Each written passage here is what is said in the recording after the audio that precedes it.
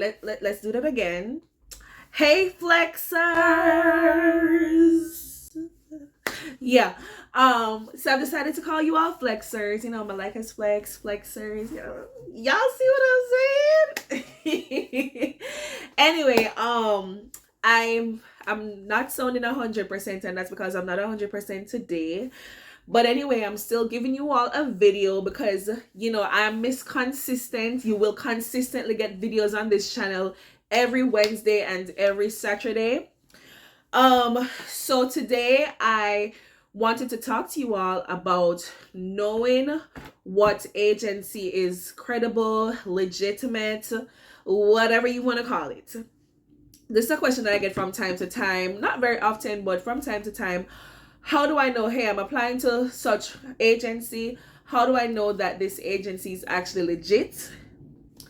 And I'm speaking about these J1 programs, all right? So this is based on my own experience and from what I know, not from any highly professional level or of experience or anything like that. Just from what I know, what I've observed and whatnot. And you can take away whatever you want to take away from this video.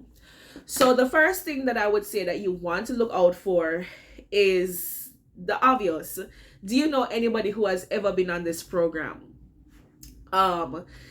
It's not to say that because you don't know anyone who's ever been on the program, you're not going to go or be the first. But you'd really want to do your research. If you don't know anybody who has ever been on the program, you want to see where do these people normally recruit from? Because I think I said it in not in one of my live videos. I was on somebody else's live. I was on Dr. Britton's live when I said this. But my program, Interlage, they've actually been in existence for over 20 years, but a lot of people in Jamaica do not know about it because Interlage was really recruited in India, not in Jamaica, and they recently started to recruit in the Caribbean. So of course, most of us Caribbeans would not know about it. So this is where social media comes in, because many of these programs, they have a Facebook. Some may have an Instagram, but I think most of them have a Facebook. Interlage actually doesn't have a strong social media presence, to be honest, and there may be programs like Interlage without a strong social media presence. But still ask around, ask if people know about the program. That is the first step for you feeling more comfortable to say, okay, somebody has signed up with these people, they've gotten through, they're actually in the US teaching, they're getting their money, and they are safe.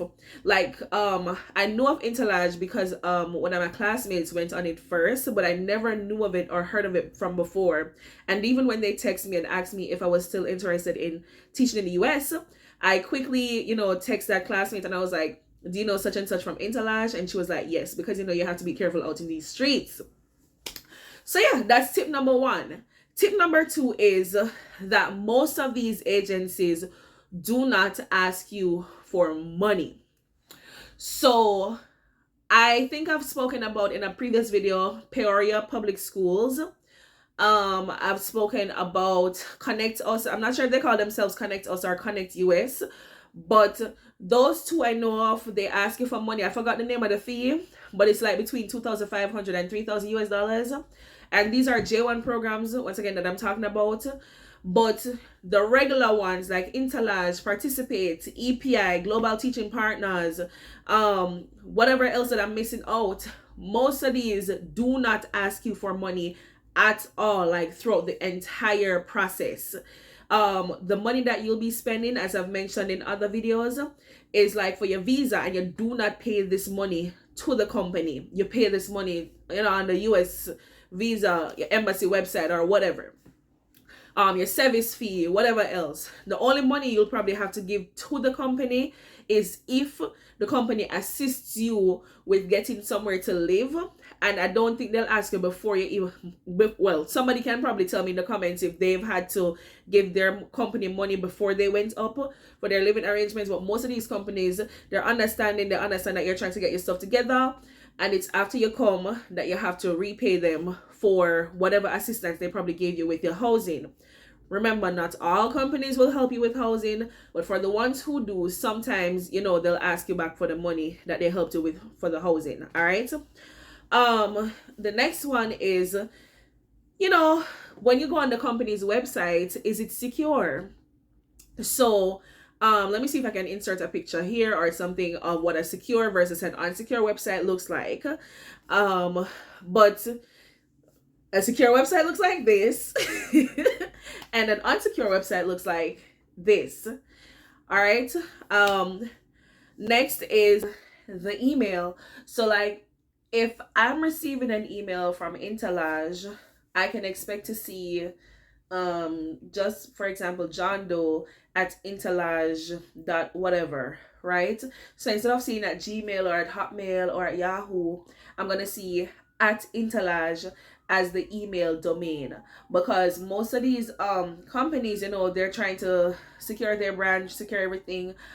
They're registered with, you know, whatever in the US. So, and they're legit.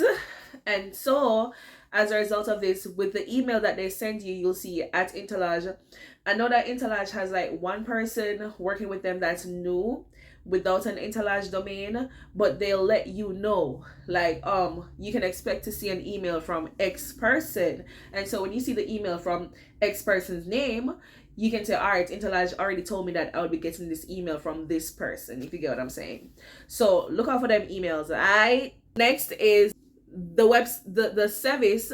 So the company that's helping you to get into the US to teach will have to send you your DS 2019, which is basically your work authorization.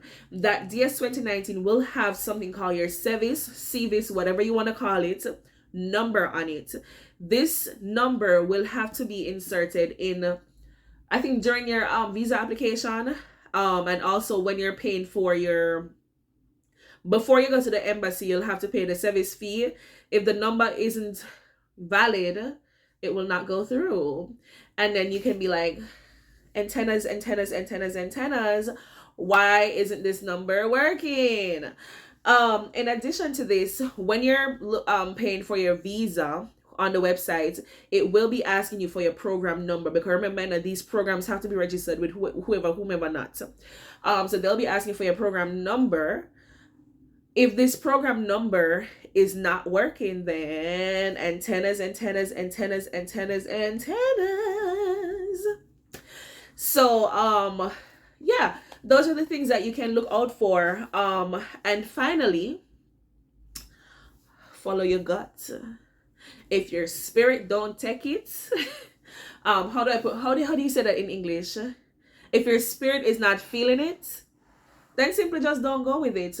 But all in all, I say keep on doing your research, see who knows about these programs, see, you know, keep looking at it, see what these people are about, what they're requiring of you, because at the end of the day, you want to be safe. You know, you don't want to be in anything that, you know, would bring you any harm of any sort.